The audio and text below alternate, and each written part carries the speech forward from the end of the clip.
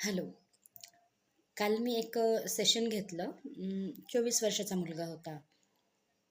Advocate होता आणि ज्युडिशरीची practice करणारा मुलगा होता. वयाच्या 21व्या वर्षीपासून त्याला पॉर्न ॲडिक्शन झालं. 2021 पासून तो लाईव्ह पॉर्न पाहत होता आणि आत्तापर्यंत तो कंटिन्यू सुरू आहे त्याचा.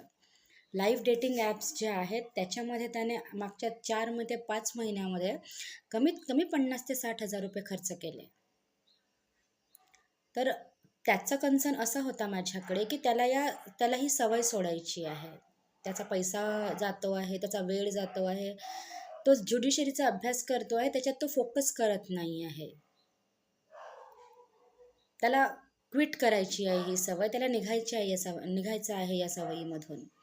त्याने मला त्याचे कन्सर्न सांगितलं. मी त्याला 2-4 उपाय सांगितले, की बघ तुला असं-असं करायचं आहे.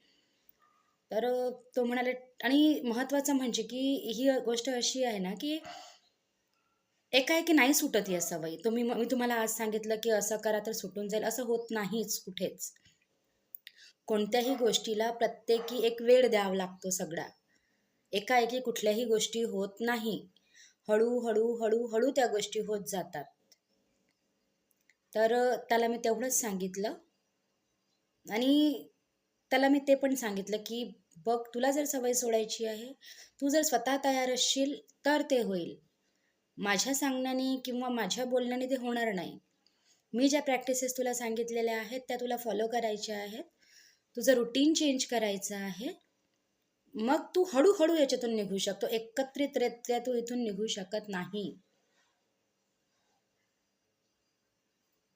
तुम्हाला काय वाटतं याच्याबद्दल? सांगा.